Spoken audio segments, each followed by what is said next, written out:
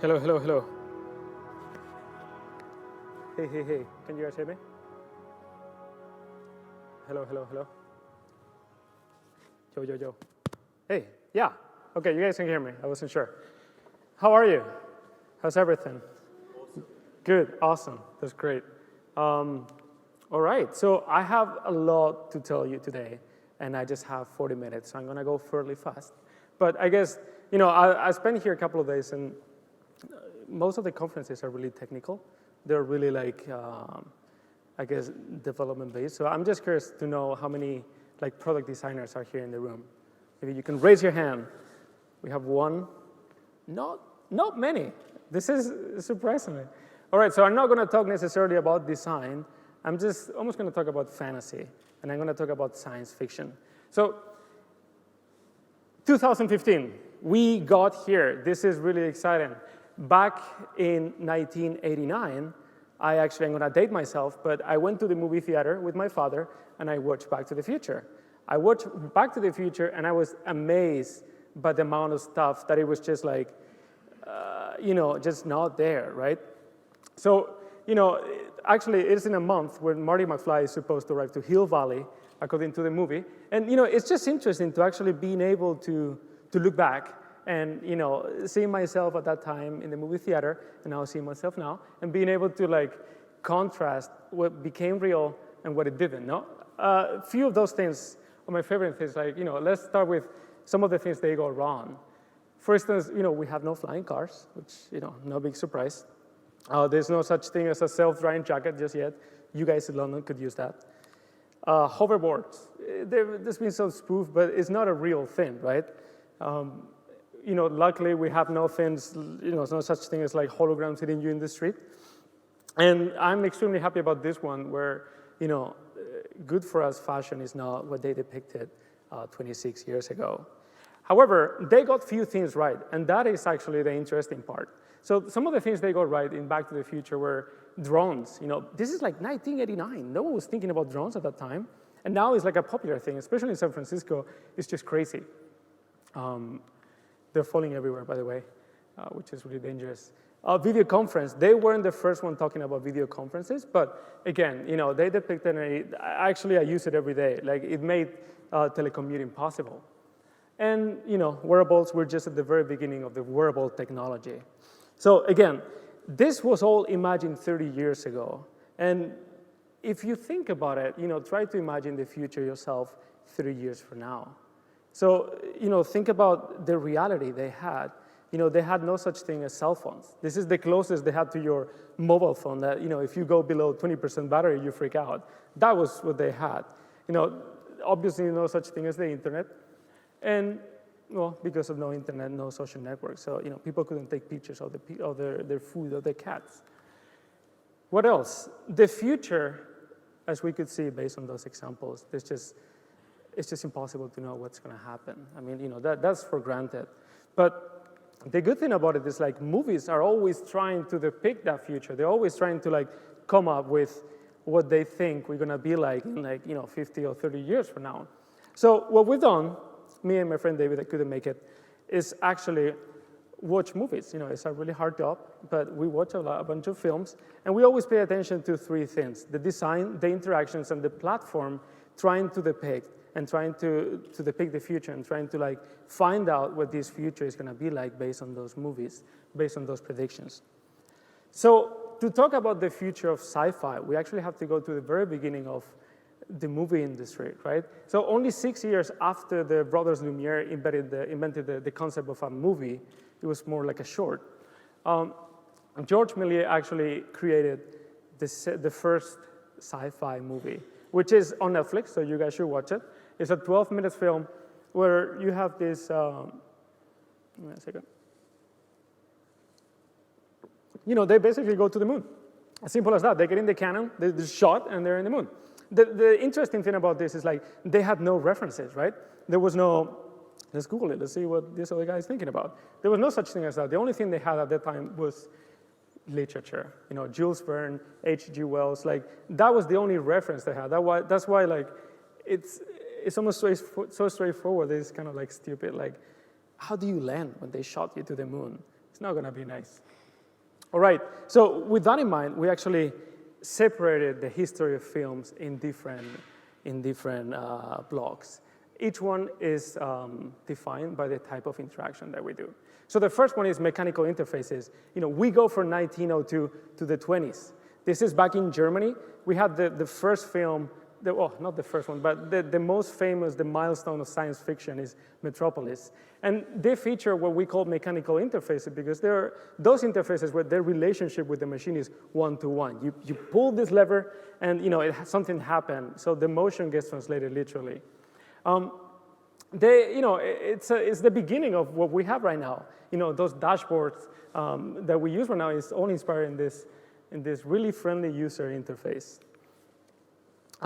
Through time, though, those interfaces have disappeared. However, it's actually fun that even movies that we see right now, they tend to use these mechanical interfaces for especially like really important actions.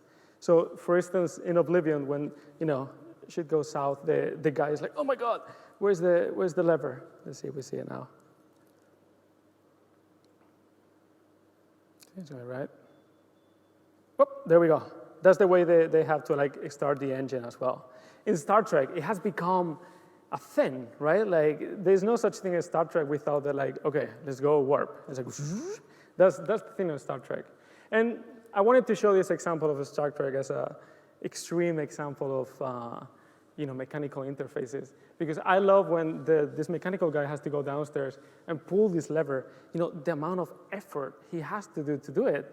It's almost like, what if you had a bad day? What if you're just not able to be that strong? Like, you have to bring all these things. It's almost like, I don't know, you have to be really strong to apparently use that thingy. It's almost like you're doing it manually.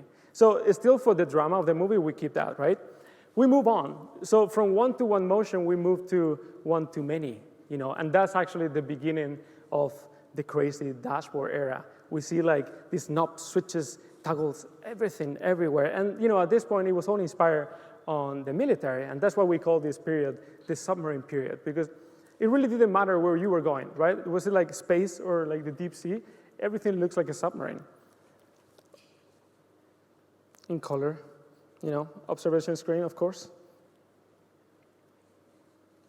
The last movie or last series that actually made an impact in this sense, and I think this had sound, was Star Trek, originally from 1966. This is probably one of the last series, due to the low budget, where they have to figure out all these dashboards just based on buttons that didn't make much sense. And actually, just to bring this back to reality, all those buttons were actually the surplus of, originally, jet fighters plane. So they had so little money that they had to take those buttons and, figure out what to do with them. The next frontier, surprisingly, is not Star Trek.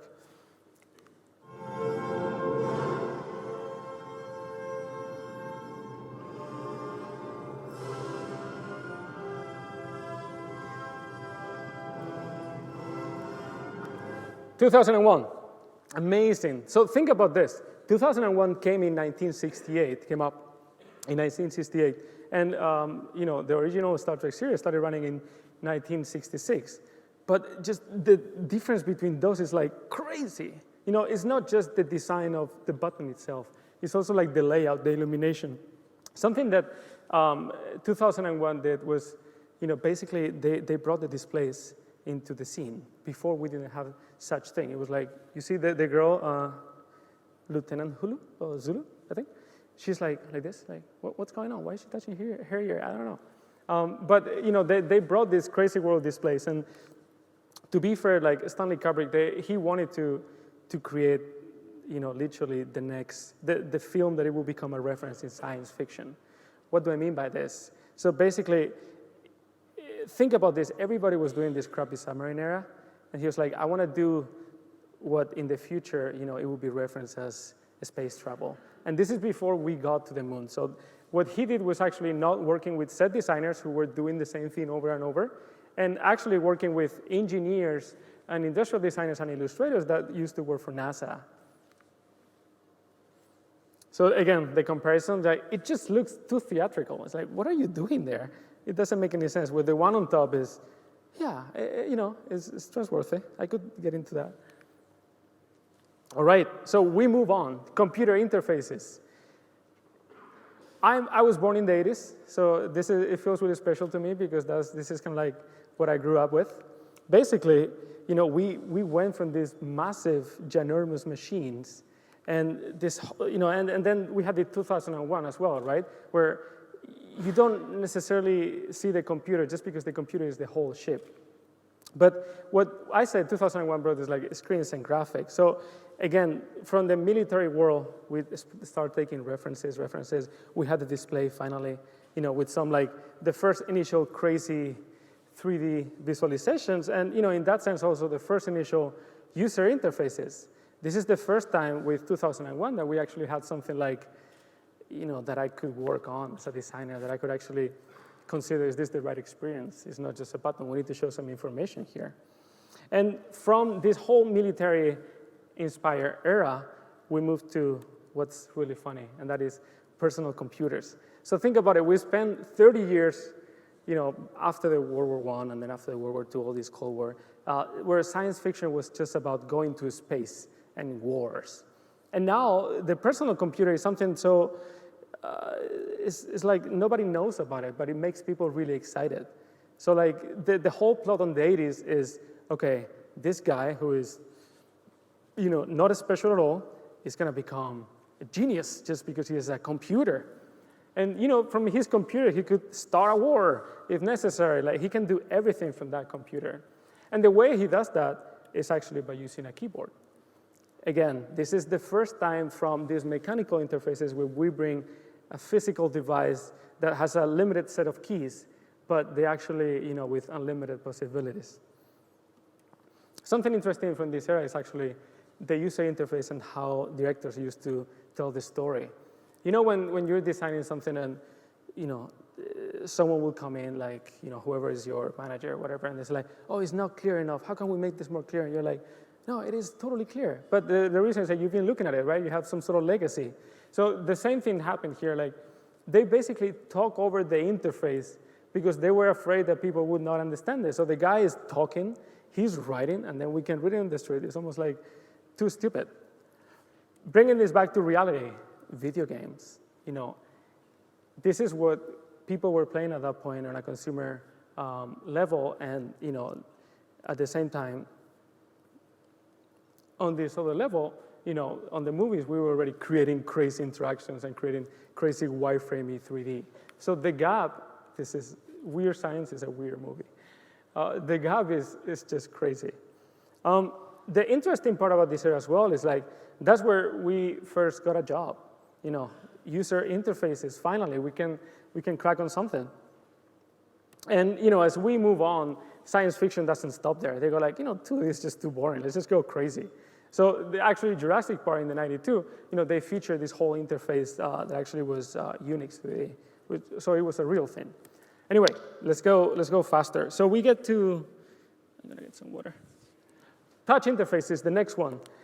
So the same thing, the keyboard actually, reduced the amount of complexity to just one device. I'm gonna do this properly. I don't want to screw it up.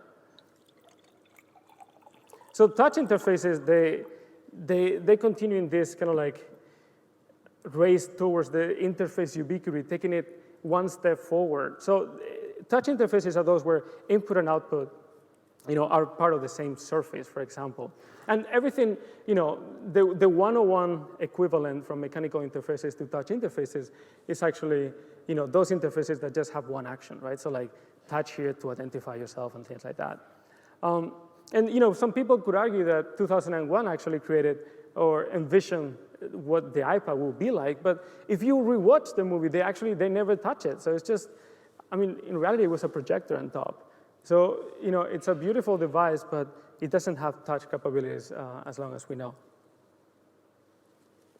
Or as far as I know. All right, the first movie that, reportedly has touch capabilities was Tron, right? So you guys don't remember, it's a really old movie, but you guys should watch it. So Tron from 1982 shows, back in 1982, where people were like playing with crappy devices, it shows what we call discrete actions. So discrete actions are isolated actions within an interface. The same interaction you will do with, let's pretend, an ATM, right?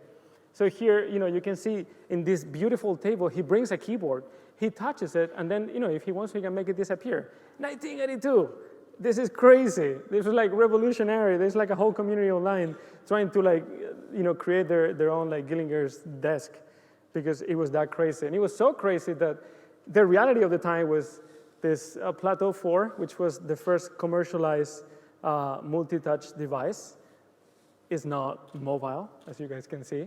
And then the Apple III, which, it was the 80s. You can ask for it, it is what it is.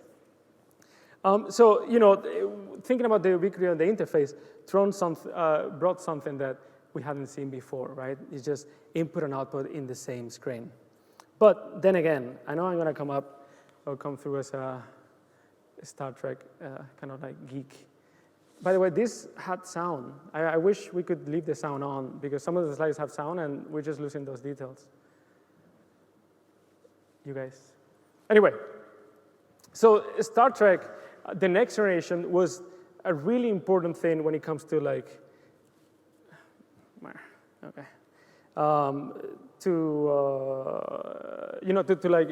interface design.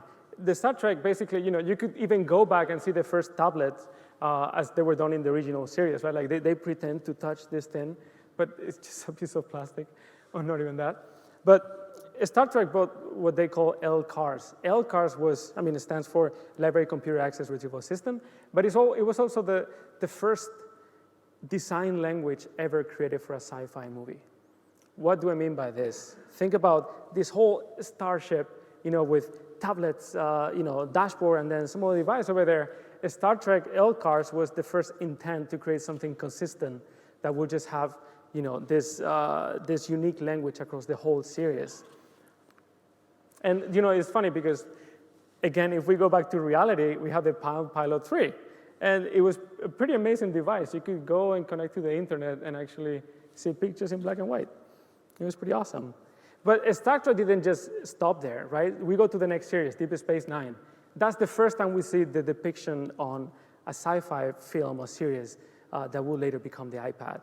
And what's special from this interface, which you guys are like, just fuck it, whatever. I've seen this before. No, this was new. No one has seen this before. They were like, what is he doing? This was like magic at that time point in history.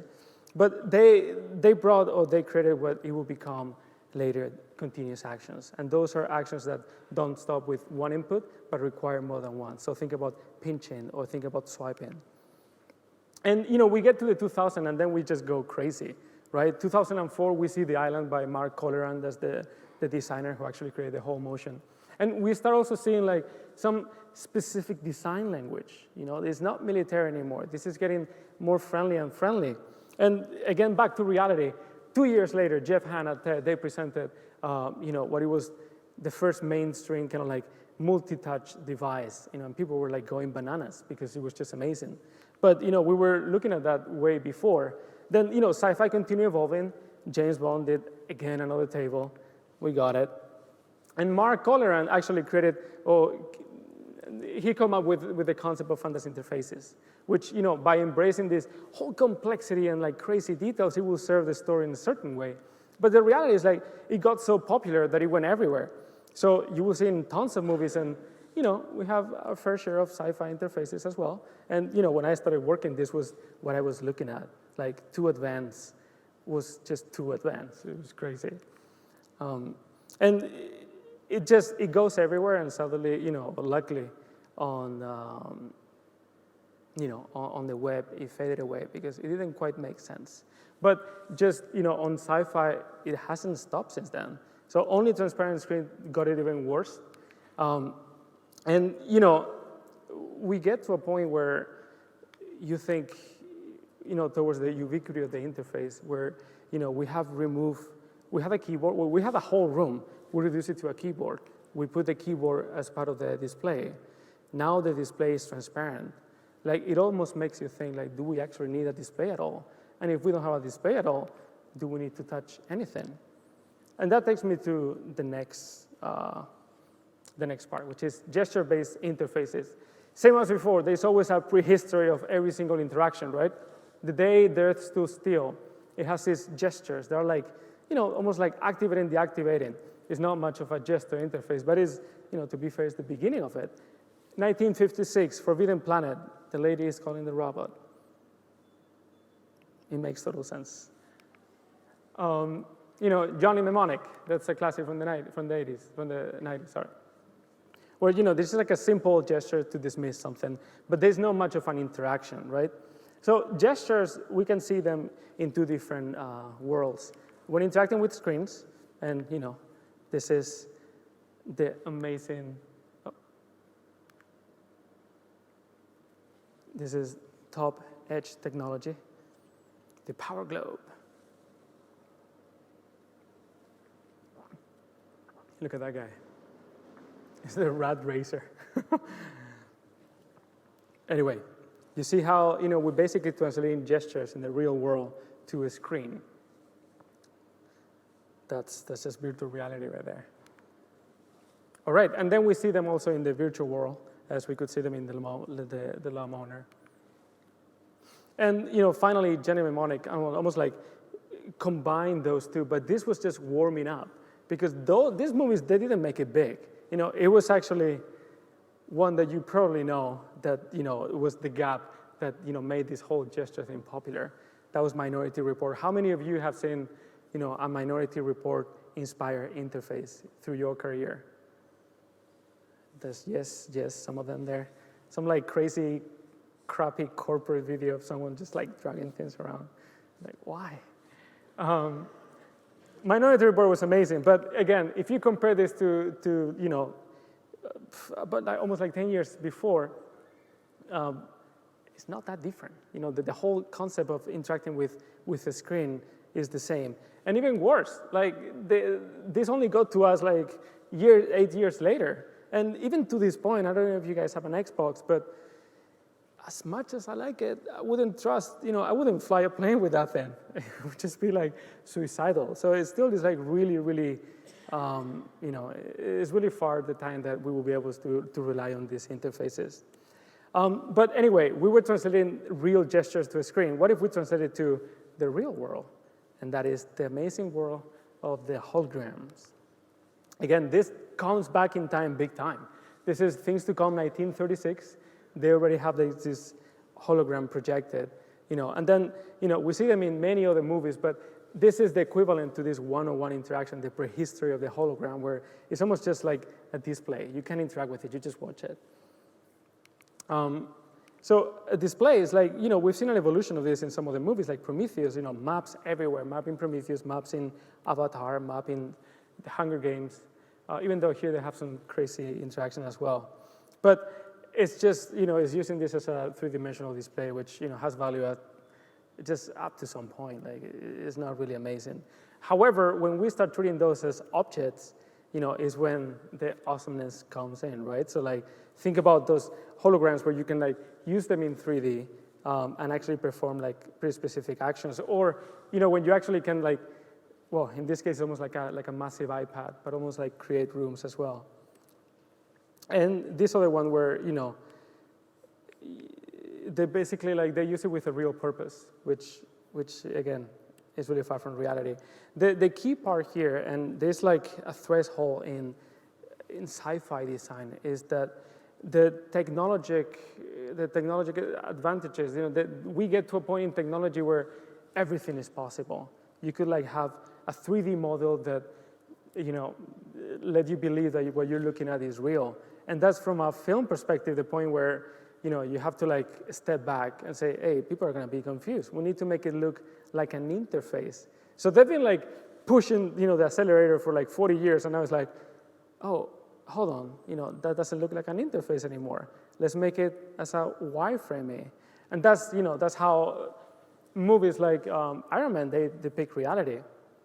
And even, Prometheus, they also look at reality. Moving on, we continue with this crazy timeline, voice user interfaces. I actually find this really interesting. And hey guys, this has sound. Without sound, it's going to be just, moving mouths. So let's give it a shot. All right, so this one doesn't, so just the next one. So voice interfaces is like a cheap trick, right? It's like the easiest thing. Like from a production perspective, it has no cost for anyone to like do a robot. It's like, I'm a robot, and that's all about it, right? And because of that, it's been used from the very beginning of sci-fi, but the complexity that introduces, if we try to make that real, is just ginormous. There's just no way we can do it. So, reality has always been playing catch up. We have a prehistory of voice interfaces, and that is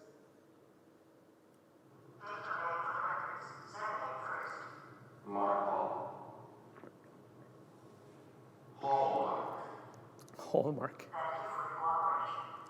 It's not really interaction, right? You're just like saying something, and it's like a voice. Oh yeah, I got it. So there's not like you can ask them anything back. Then we have to the 2000. We have like crazy indicators that had like a really. Normally it was a girl voice telling you how the starship is going. How close is this to full light? At this distance of 36 million miles, you are observing the sun at 2% of full brightness. 2%. And the next one is actually when they get angry at you. So like, I actually like this one a lot.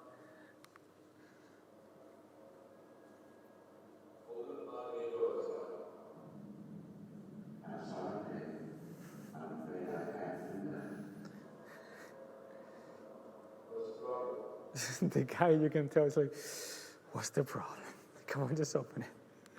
And the next one is when there is an emphatic conversation.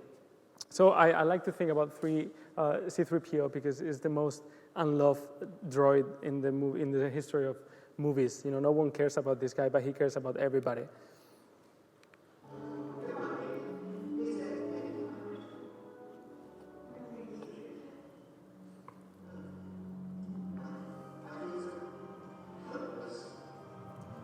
No, thank you. I don't even know what you're doing here, 3PO. Who made you? Why are you in my house? Anyway, the final one is when actually voice interaction becomes really natural. And, it doesn't get more natural than talking to another person. The problem with talking to another person is that they're self-aware of their existence. And, that implies way more things, right? Hey, you sound like you got from our movie. Okay, I will read the I love that movie. So, like, that machine doesn't see herself as a machine or itself as a machine. Anyway, voice user interfaces have been the cheap trick on sci-fi, and it's just so powerful that, again, we're still playing catch-up. With that said, I want to move to a set of conclusions based on this crazy timeline. We have not a lot of time, but I'm going to go fairly fast. Sci-fi and, and the world design and product design are like two different worlds. That's for granted.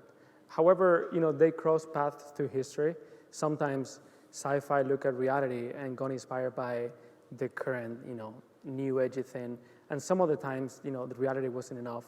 So actually it was reality who were looking at sci-fi just to define what was next. So, with that in mind, let's talk about platforms. Science fiction has a pretty good like score or record, like ratio of like actually depicting what's to come next, right? So again, this is the first time we see such thing as a video call in a movie, 1929, I think, in Metropolis. And, we now, there's just nothing we can do without it, right? So what are we talking right now that, we could actually draw a line and try to depict it in the future? That is virtual reality. So virtual reality, right now every single agency is looking for like VR developers. It's like the thing. Everybody wants to put their campaign on a cardboard and like try to immerse you in this world of Mountain Dew. So we've seen this already, right? We've seen it in Tron. We've seen it in Johnny Mnemonic. This is actually being developed. I mean, I'm not going to question right now how far is it going to get, or especially for advertising purposes. But there's actually already research, like The Void, the first VR theme park, that is actually using virtual worlds built on top of real worlds. So it's like a massive augmented reality campus where you can, basically do those things that they don't let you do in reality. In terms of augmented reality, that means like basically projecting things on your world. We've seen, of course, there's no need to talk about this, it's like a massive thing. And now we're especially starting to see these real interfaces with HoloLens or like with the future vision of Microsoft. So that is where we are right now. But what's coming next? Like, are we gonna lose our jobs?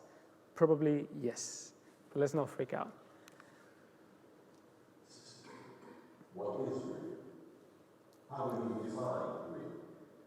If you're talking about what you can feel, what you can smell, taste, and see, then real is simply electrical signals interpreted by your brain. That's it. It's an amazing movie.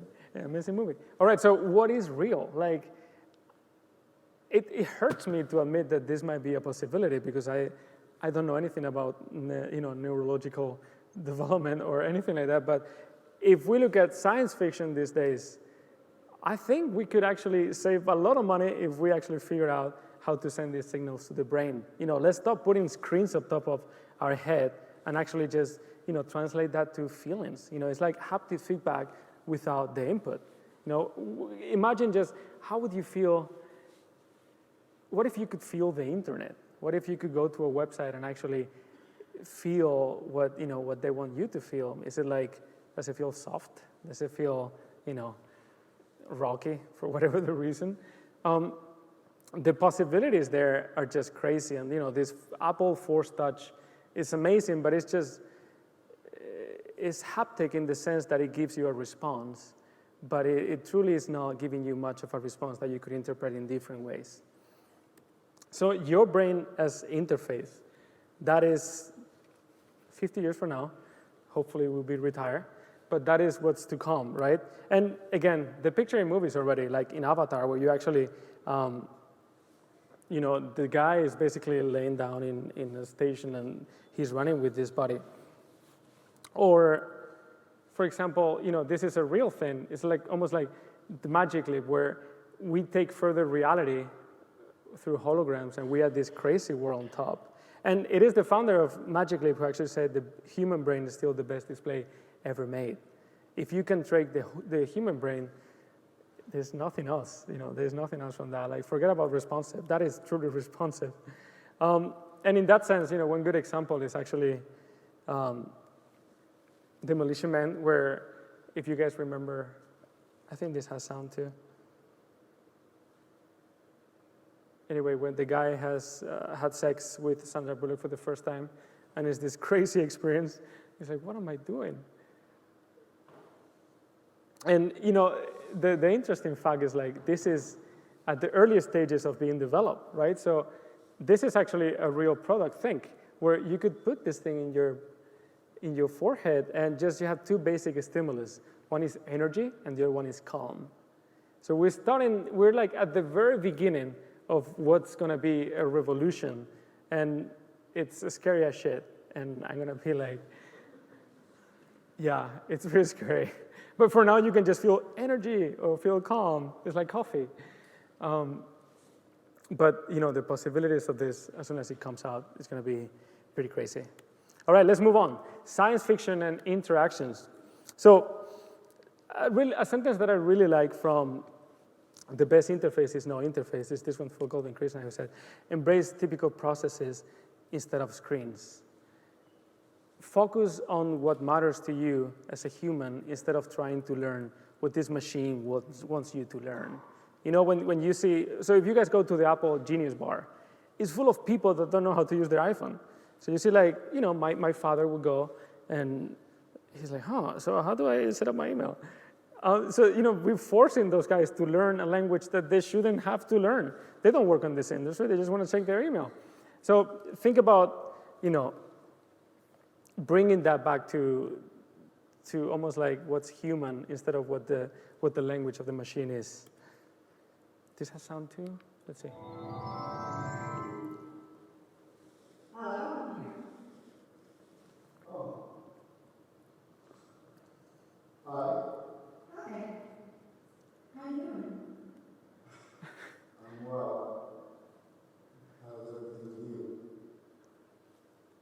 have you guys seen this movie, Her? Okay, so that is, we got two. He's updating his OS. How crazy is that? It's like, I don't know if you updated to iOS 9. I haven't just yet. But that is him actually, okay, I'm going to update my OS to the next 10. And it just feels almost like too human, right? It just feels so natural. If you guys have the chance, you should watch this movie. And, you know, on the contrary, you have other movies actually doing things like this. Oh. So movies are displaying both sides, right? What is possible or what is ideal in the world, and, you know, what's trendy or what is just visually really appealing. But in reality, even in this movie, he's using his body. You know, he's in this 3D world kind of thing with full of like holograms he can use or not. He's not, you know, this is another analogy. He's not like using a mouse like, oh my God, kill that guy, kill that guy. He's actually moving. It's like, you go that way, why not? So we get back to this, you know, let's actually try to, you know, to stay human. The human body is the next computer interface, because in the future, hopefully there will be such thing as an interface. I think there's going to be a bigger separation between the tools that we use to create and the tools that we use to consume. And from the tools that we use to create, you know, that might not evolve that much, but those that we use to consume, there's just no point anymore in having a computer. And, you know, with that said, we won't become cyborgs, but we definitely will interact more naturally with technology. And how we would do that? Voice commands, just the way you would do it normally. Remember this guy? You know, right now we could like somehow mirror that to Siri a little bit. She's sassy. Micro gestures. You know, we have this thing in the movies, and then Project Attack by Google is doing these micro gestures where, you know, you can just do this and, you know, like increase the volume. But let's take this forward. What if you could define the interaction that you have with a machine based on your emotions? Because at the end of the day, you express your emotions through your facial expression. You know, you show you're, oh, I'm happy or happy. Like, if we are able to read those subtle indicators, we're going to be, you know, again, that is going to be truly responsive. And, you know, and again, based on expressions, you can see this example of Minority Report where, you know, the advertising is so personalized. This is so scary that hopefully we won't get there. But, you know, as soon as they know who you are, they're going to serve you. It's going to be like banners in real world. No, not great. And let's talk about enhanced humans. We depend too much on this. This is crazy. I do as well. I go below 20 and I'm freaking out. You know, people go with like these chargers or like cables. Where this device is amazing, we get into a point where it's almost, you know, it has causing a counter effect on us. It's almost like making us a little bit more dumb in certain ways, right? Like, I don't ask people where to go anymore. I just look at my screen. I don't socialize. Oh, this is getting awkward. I'm going to look at my screen. So we're actually getting far from where we should be. Imagine we don't have this, like crazy apps, like open your car with your phone. Why would I open my car with my phone? It's too much work. Think when we get to this point where the only thing you need is yourself. And there's no such thing as a device, because everything is a device. If you want to open the door, you just open the door. And you don't need to like deal with this authenticated process of like, do they know who I am? It doesn't matter. Granted, it will cause some privacy issues when it comes to phone calls in the middle of the street. And, you know, from there we can take it really far. Continuum is a great series because it displays like lots of, you know, different screens and projections. But anyway, this whole thing takes it to the future. And, you know, this project by Google where you could actually have, you know, almost like an augmented reality on your lenses. Like, with a little bit becoming cyborgs, but the possibilities are there. And, you know, we need to take this back to what we can do right now. How can we make communication more human? How can we make an interaction that we do as designers more human and less like, oh, you haven't introduced the right password. And you're like, oh my God, what is the right password? I don't care. I don't need to worry about my password anymore. Anyway, in the future, hopefully we'll be able to do what Terminator does and, be able to pick up your clothes just looking at this to reality. All right, so let's push technology to get closer to us rather than us getting closer to technology. Now, the last point, I want to talk about design a little bit and science fiction. We've seen the evolution and kind of like the influence between design and reality. Fitzland, he admitted actually, he went to New York in the 20s. He got inspired by this whole like crazy amount of buildings. And he created the Metropolis city based on that, right? During the mechanical interfaces era, they look at military advantages and they basically mimic those, right? So you have a movie on the left and then a real submarine. It's just the same thing. We move on, home computers. Again, you have like movies looking at reality a little bit, not getting too far from it because video games were catching up. It's an amazing video game, Virtua Racing. And during the touch interface era is where this gap gets pretty big, right? So like we already have an iPad in the 90s and that was the reality. No, not an amazing device. I'm not even gonna get to gestures, like that's just too far. It's just not worth it. Like the only thing that we have right now is like turn on, turn off. I have serious problems getting to use my Xbox with Kinect. So, what's next? Where do we go from here? Science fiction, and this is really important, is all about sci-fi design. It's all about serving a story. All the designers that are working on science fiction, they work for the director. So, beyond telling the story, it's just for the geeks, right? So, like, even Michael Okuda on Star Trek, he said, like, oh, I designed these L cars to be complex enough that, if someone pays attention, they think they can learn how to fly a starship. But no one asked him to do that, right? It was just like, oh, I want to do that. But in reality, as long as they serve a story, it's done. Their job is done. But user interface design is not about telling a story necessarily. I know we had this kind of like whole discussion, we're storytellers, we're not. We're just trying to help the user. We help them to consume content and execute actions.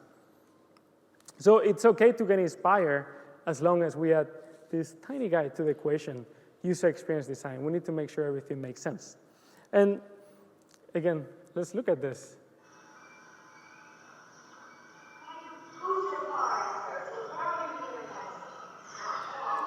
Spock is like, what are you doing?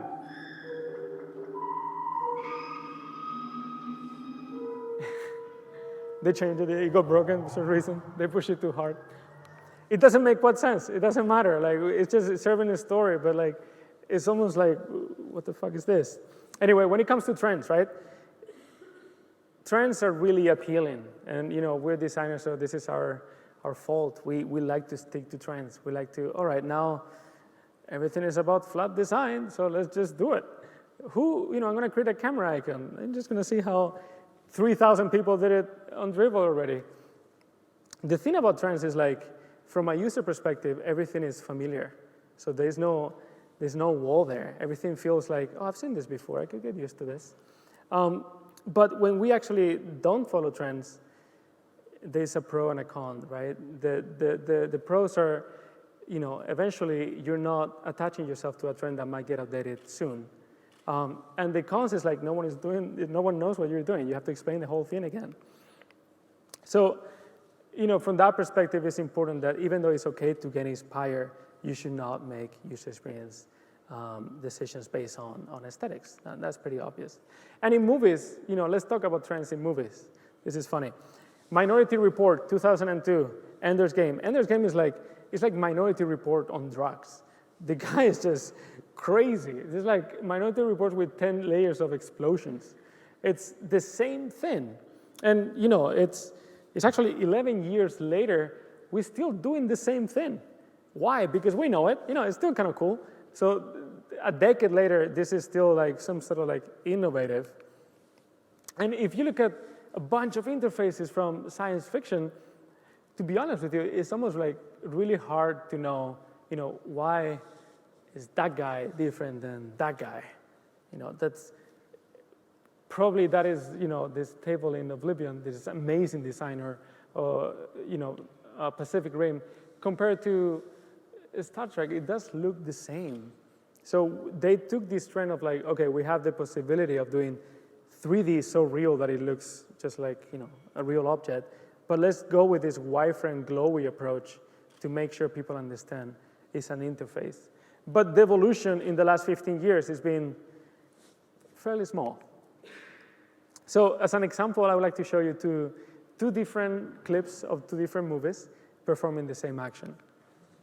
She went to Harvard, she graduated from science, and she was on the movie. So it's just funny, and she's great. That is...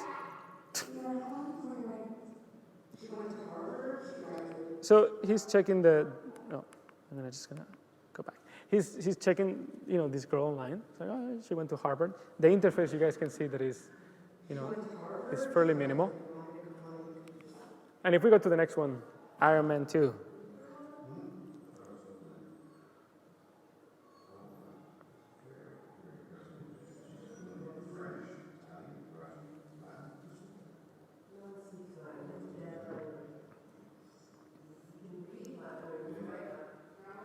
All right, so we're checking this girl online. What is going on there? It's the amount of noise around those pictures is just crazy. But it works with the trend, right? Like, it's glowy, it's wireframey. I get it. It looks. I get the point. This guy has a device, a multi-touch screen in a coffee table. That's amazing. But even though this is not a really old movie, it's from 2010, I think. It already starts feeling dated. It feels already like, the round corners, the lines, the amount of information. It's beautiful. It gets the point across. I wish I would have done this, but it's dated since the trend is becoming dated. Now, if we look at this other example, the only trendy style thing that you can see here is this whole glowy hologram world. Right? It is trendy right now, let's be honest, right? So this whole holographic kind of projections. But the information is pure. I think we can take a look at this interface, as I can take a look at the interface on 2001, and still in 10 years be like, yeah, it is what it is. It's just a picture. There's not much you can, criticize from it. So if we take this back to interactive design, and I know I'm a bit late, but it's going to go really fast. We have gone through some crazy trends, and we're reacting. We're like, oh, this is too detailed. This whole 2000 crazy tech era. All right, so people don't understand it. How can we make this easier to understand? Let's bring it back to reality. Let's make it familiar. Let's try to make my mom understand this whole interface. So if she's going to read a book in this new device called iPad, maybe we should create a bookshelf. Yeah, and a book should look like a book. It's just a reaction, right? Because obviously my mom would not know how to deal with this thing. But hey, we did it for a long time. So we're starting to hate this thing. Oh, it looks too much like a book. I know this language. Why does it have to look like a real world? It's not the real world. I want to download a PDF. Why do I have to think about this document shape as a PDF? There's nothing, there's no real reference to it. So let's take it back, and now we're going to embrace the digital language of flat design. But the reality is from an aesthetic perspective, we're reacting to it. We're like, oh, it looks too detailed, flat, or it looks too real, now flat. And flat has gone through some really ugly periods, extremely ugly. That I was just looking at it, it's like, oh my God, are we doing this? We've been doing this thing for 8 years or 3 years. But it is now becoming mature because the core of material is actually, of flat design, is to embrace the digital language, right? We know what it is. We just have to serve it the best way we can. So as long as we guide ourselves, by user needs and we don't react to the previous, no, that's too skeuomorphic, never again. I feel like there's room for every single trend out there, meaning every single style, depending on the product. But how can we stop reacting to previous trends? I like to bring a quote by Massimo Vignelli, who was an amazing, groundbreaking hero. He says, I like to design to be semantically correct, syntactically consistent, and pragmatically understandable. I like it to be visually powerful, intellectually elegant, and above all, overall, timeless. That's just amazing. It's just amazing because not many people are trying that because it's really easy to stick to a trend and say, oh yeah, it's a flat icon, #flat. But if you can get through that and actually make sure it serves the product, that's where it becomes timeless. And this guy has more than enough things to prove his theory, right? Like the manual, New York City Transit Authority manual, it was designed in 1972. That's like 40 years ago. And it still is totally valid. You see it, you love it, you understand it, you go with it. This poster, like, this is, apart from this, like, trends that are like timeless come back. It's coming back. Like, I could have seen this design anytime now, and I will be as amazed as I am. Or like American Airlines. The way he explained Massimo Mognetti's logo is remarkable because he says, it's Helvetica, which he happens to love a lot. He says, it's American Airlines, 2 A's, and what's more American than red and blue? So I decided to make one word red, one word blue. And then, an eagle, what the fuck? It's super American. It's awesome, it works. Or, Bloomingdale's, it's just timeless. It's amazing because he didn't think, all right, in the 70s, people are going through this crazy trend, let's stick to it, and it will last for 5 years. This could actually be seen in 20 years, and it's going to be as, relevant as it is today. Being able to see through the current trend is essential to create something timeless. And, even though we said before, the future is unknown and that's for granted, there's nothing we can do to predict it. There are definitely certain cues that we have seen already that we could follow to actually make sure our work is future-proof. So we have the technology, you guys are the people, so let's make sure we make it happen.